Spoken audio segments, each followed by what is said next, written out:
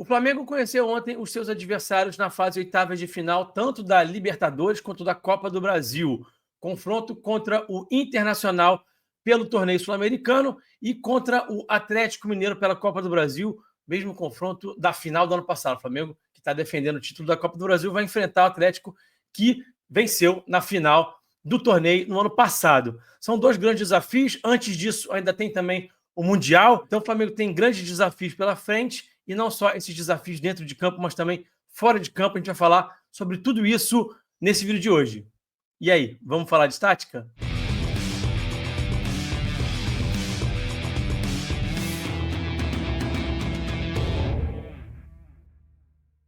Já estou botando aí na tela para vocês o chaveamento da Libertadores, que foi todo sorteado ontem. E eu quero falar um pouquinho sobre esse desafio do torneio sul-americano, né? O Flamengo pegou o Internacional. Se fosse hoje o confronto, seria ótimo para o Flamengo. O Internacional está lotado de lesões. O trabalho do Roger Machado está oscilando muito. O time vem num momento muito complicado. Só que o jogo é daqui a mais de 2 meses. Então, daqui até lá, muita coisa pode mudar. O Internacional pode se fortalecer, pode recuperar alguns jogadores. A gente fica sempre na dúvida o que é melhor para o Flamengo. O Roger continuar e, de repente, o trabalho dele dar uma recuperada e, de repente, cair de novo quando for enfrentar o Flamengo? Seria o ideal, né? Será que o Roger recupera e consegue subir uma ladeira e recuperar o bom rendimento? Não estou vendo isso acontecer muito, mas pode acontecer. Seria o pior cenário para o Flamengo. E também existe a possibilidade do Roger cair, entrar um treinador aí e recuperar o Internacional. Às vezes, quando o treinador chega, né, dá aquele ânimo novo para o elenco. Então, seria um desafio a mais aí para o Flamengo também. Sobre a chave em si, né? Acho que o Flamengo se livrou de alguns bichos papões, de alguns times bem complicados que caíram do outro lado. O Botafogo, que é o atual campeão. O Palmeiras, que é um adversário muito difícil. O River Plate, que não está tão bem assim, mas que se reforça muito bem, tem um scout muito bom, tem dinheiro para investir, é um time forte. O Flamengo, inclusive, que pode até enfrentar na final o River Plate de novo em Lima, né? O próprio São Paulo, que é um time que tem tradição na competição, embora não ganhe há muito tempo, mas que fez a segunda melhor campanha na fase de grupos, que ano passado foi até as quartas de final e quase eliminou o campeão Botafogo. Então, eu achei que a chave do outro lado ficou forte. Por outro lado, o Flamengo gosta de enfrentar brasileiros, né? Então, aqui, desse lado, o Flamengo é muito provável que enfrente bastante times de fora, né? Passando pelo Inter, a tendência é que o Flamengo enfrente nas quartas e nas semis times estrangeiros. E, às vezes, o Flamengo tem uma certa dificuldade quando enfrenta os estrangeiros. Tem o Pearol, que é uma grande pedra no sapato do Flamengo. Tem o Racing, que é um time muito forte, muito eficiente também. A gente sabe que só um desses dois vai passar, porque eles se enfrentam nas oitavas de final. E tem o Estudiantes, que é um time argentino. Tem bastante time argentino na chave do Flamengo, né? E esses times argentinos não são fáceis. A gente sabe que eles sempre impõem dificuldades. Então, é uma chave acessível. O Flamengo precisa jogar, é claro, melhor do que jogou até aqui nessa competição. A gente vai falar bastante ainda sobre isso nesse vídeo, mas é uma chave acessível. Agora vamos falar um pouquinho sobre esse confronto aí, né? Flamengo e Atlético Mineiro nas oitavas. Difícil também projetar o confronto, especialmente em relação ao Atlético, porque tem muita coisa para acontecer até lá. Tem janela de transferência em relação ao Flamengo também, né? A janela de transferência pode mudar bastante o Flamengo aí para melhor. Eu vou falar mais também sobre isso já já. Mas é um confronto de um time que costuma perder para o Flamengo, né? Costuma sair derrotado nos confrontos contra o rubro-negro carioca. Então, é um time grande. O Flamengo poderia ter caído aí no sorteio contra a Retrô, CRB, CSA, outros times bem mais fracos, mas pegou um gigante do futebol brasileiro, mas que está se remontando. É um time que oscila, passou lá na Sul-Americana, não faz uma campanha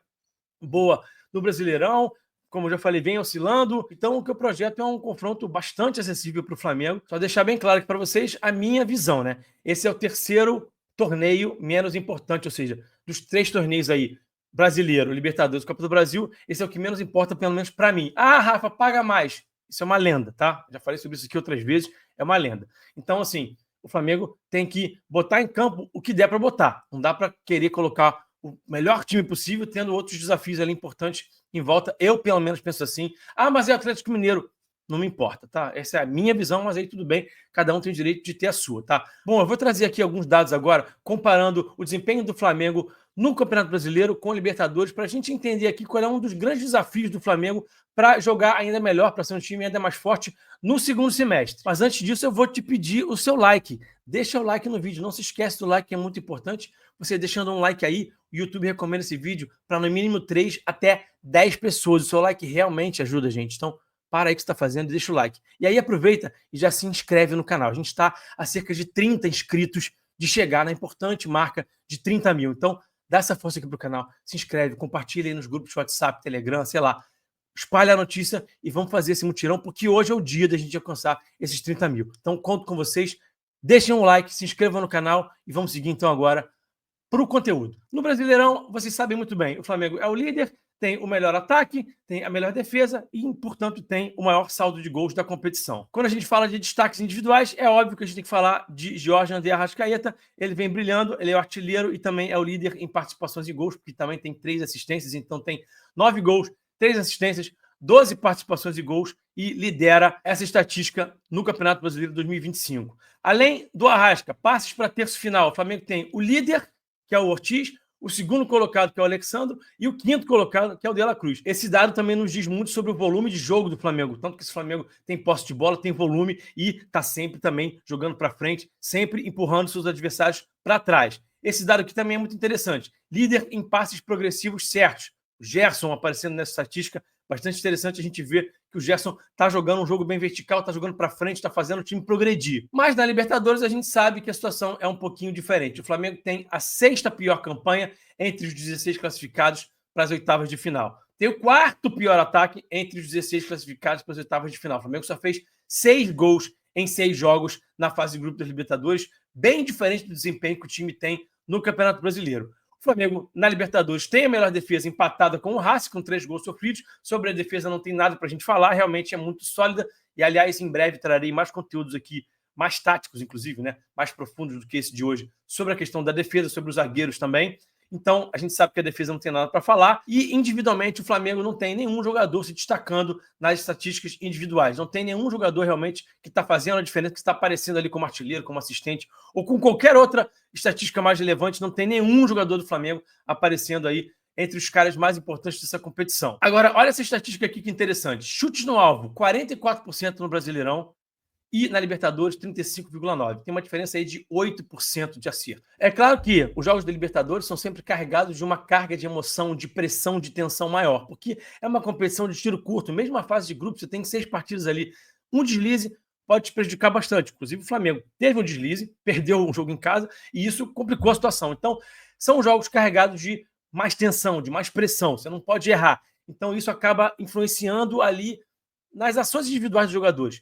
Então, claro que a gente não pode desconsiderar isso quando a gente fala de estatística, essa estatística de chute no alvo, que o Flamengo parece que está mais confortável no Brasileiro, né? O time entra mais confortável no Brasileiro. Então, o que eu acho é o seguinte, o Flamengo, mesmo jogando mata-mata, mesmo entrando na Libertadores numa fase que você não pode errar, que tem essa carga realmente maior de emoção, o desafio é tentar transportar o desempenho do Brasileirão para a Libertadores. Não é um desafio fácil, como eu já falei, são naturezas diferentes de partidos, é difícil a gente comparar, mas é um desafio tentar melhorar o desempenho na Libertadores, tentar transportar pelo menos uma parte do desempenho do brasileiro para a Libertadores. Esse é um grande desafio. Outro desafio que eu vejo para o Flamengo na sequência da temporada, sendo um time um pouco mais regular.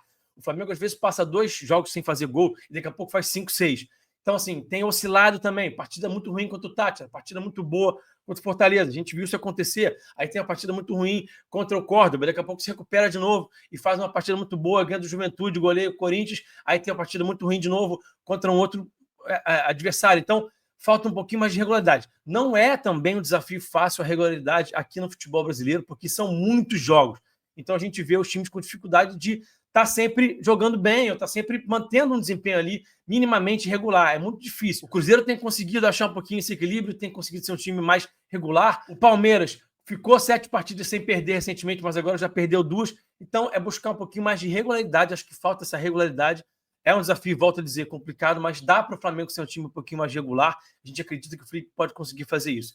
Tem o desafio também do Mundial, né? Que é um grande desafio enfrentar, por exemplo, o Esperance da Tunísia, que é uma escola totalmente diferente, enfrentar uma escola africana, enfrentar um time completamente diferente do que o Flamengo está acostumado. Depois vai ter o desafio do Chelsea, um grande clube do futebol europeu. Vai ser um desafio muito complicado. Depois tem o Los Angeles FC. Então, o Mundial é muito legal por esse intercâmbio. Vão ser desafios interessantes, diferentes, né? E a gente espera que o Flamengo chegue pelo menos nas oitavas. Aí vamos ver quem é que o Flamengo vai enfrentar. E a tendência é que seja também um grande desafio de um grande europeu. Então, é um campeonato muito único, muito especial, muito diferente, com um sabor diferente, né? Que a gente vai aproveitar aqui, vai curtir bastante também nesse mês de junho aí. Vamos falar, obviamente, muito sobre o Mundial aqui no canal Falando de Tática. E tem um outro grande desafio, e eu acredito muito nesse desafio, acredito que o Flamengo vai se sair bem nesse desafio, que é o desafio da janela de transferência, que é o desafio do mercado da bola. Agora, essa janela, a primeira que já está aberta, já está aí para os times negociarem. O Flamengo ainda não falou em nenhum nome aí, além do Jorginho, né, que já está muito bem encaminhado, mas a gente sabe que o Flamengo está de olho no mercado e eu acredito muito que o Flamengo vai conseguir se reforçar, vai conseguir fazer uma pequena reformulação no elenco aí, vai dispensar alguns jogadores que talvez não sejam tão importantes, vai negociar, e negociar bem negociado, que isso é também muito importante, e além disso vai trazer bons jogadores, com um perfil interessante, com capacidade de entregar bom futebol, saudáveis, um pouco mais jovens. Então, eu estou acreditando muito nessa janela, que essa janela vai qualificar o time e o Flamengo vai ser um time mais forte, uma equipe mais competitiva do que já é nesse segundo semestre. Então, estou acreditando muito, estou realmente otimista com o trabalho do scout, do Bozo. Estou realmente otimista, acreditando bastante que essa primeira janela, não só essa, né, mas também com uma outra maior, que o Flamengo vai ter mais tempo para trabalhar no mercado, vão ser muito benéficas para o clube vai se reforçar, vai ter um elenco mais forte e vai ser uma equipe ainda mais difícil de ser batida, como já vem sendo atualmente. O que é que vocês acham sobre esses grandes desafios? Que outros desafios vocês enxergam para o Flamengo nesse segundo semestre? Eu peço aqui desculpas hoje pelo conteúdo um pouquinho mais na superfície, a gente hoje não afundou tanto, enfrentando alguns probleminhas de saúde aqui, então tive que fazer uma coisa mais leve. Eu tento voltar a retomar aqui os conteúdos um pouco mais profundos na tática em breve, prometo para vocês. Não se esqueçam do like e da inscrição aí, vamos chegar em 30 mil hoje. Muito obrigado mais uma vez pela audiência, até o próximo vídeo, um abração, eu fui e saudações.